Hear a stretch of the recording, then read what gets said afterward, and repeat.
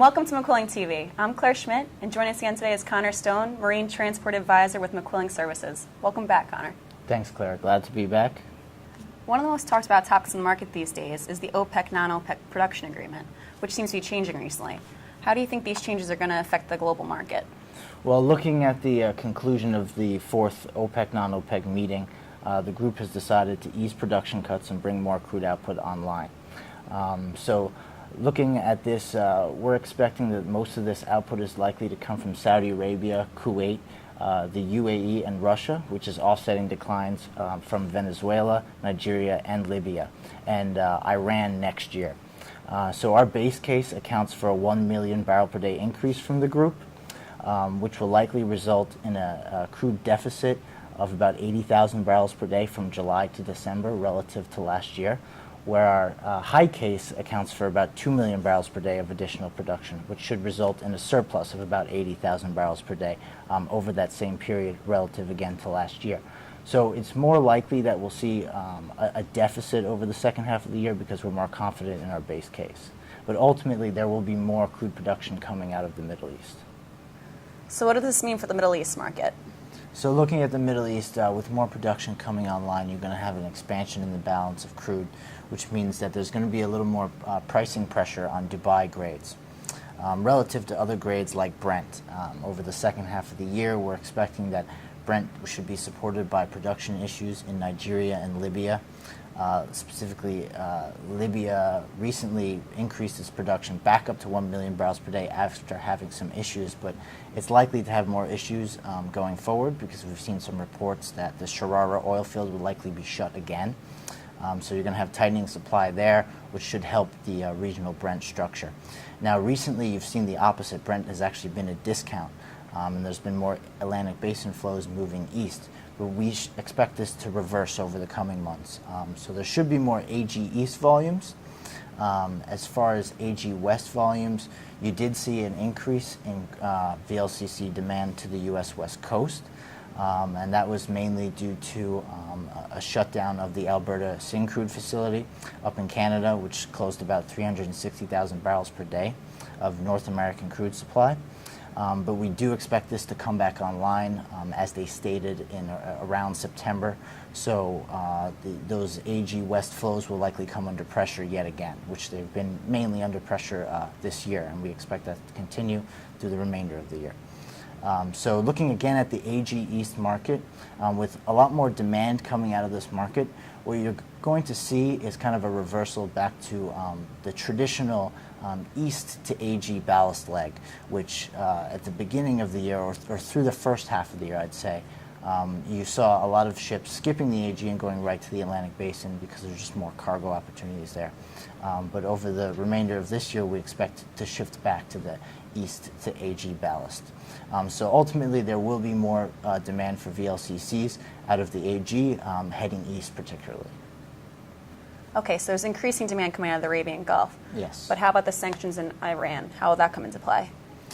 Okay, so that situation is a little tricky. It's very fluid. There's a lot of uncertainty, especially from a vessel demand perspective. But we can look back in history and kind of see what happened there. From 2014 to 2017, when you had the removal of sanctions, we saw an increase of Iranian exports to Europe and OECD Asia, that's Japan and Korea, to the tune of about 965,000 barrels per day. Now, we think these are the greatest at risk.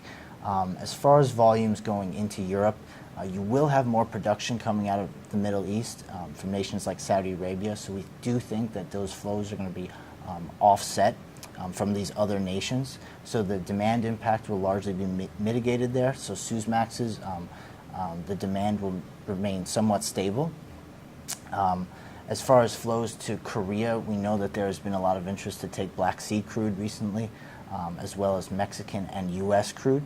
So we think they're going to take a lot more volumes from the Atlantic Basin and possibly the Middle East as well. Looking at India, India is a big importer of Iranian crude. Some of the refiners there have indicated that they would slow down imports, as well as some of their banks have indicated that they won't support transactions with Iran. So we do think those volumes are also at risk. Another big importer would be China. This situation is a little more uncertain. There's a lot of mixed signals coming out of China, but ultimately what they've indicated is that they won't stop importing Iranian crude for now. They've actually recently been putting some of their Iranian imports on NITC ships to pass the risk along to them instead of their own tonnage. And we know that they haven't been importing crude from the U.S., although there have been some indications that they may start importing those volumes again in October, but it's still sort of unclear. So that situation is a little uncertain, but we do see that there should be stable flows from Iran to China. So from a vessel demand perspective, we think that there will be a switch in trade flows, but the demand impact is not going to be as significant as others may suggest. From a supply perspective, though, it may be a little bit more significant. Looking back at when sanctions were imposed previously, you had about 20 VLCCs, 20 NITC VLCCs, floating off the Iranian coast with Iranian crude oil because they had filled up their land inventories and they reduced their production, so they needed somewhere else to put it. So they put it on marine vessels. Now, we expect that this could happen again. So with the demand impact largely stable, what you're going to have is more international tonnage, internationally flagged tonnage coming into the AG to serve that demand that's now being produced by nations like Saudi Arabia. So effectively, you're going to have a contraction in the global supply of vessels. So we think that this could be a positive for freight rates, but ultimately it depends on how Iran acts. They first have to fill up their land-based inventories, then they have to fill up their vessels, and they will reduce production, which we think will be more of a 2019 story than this year. Well, that's a lot of useful information, Conor. We appreciate you stopping by and sharing your insights into the topics. Yeah, no problem. We dive deeper into this subject in our 2018 mid-year update, which we just published in August. So I'd love to come back and share some more ideas related to that report. We'd love to have you. Thanks so much for tuning in. That's another episode of McQuilling TV.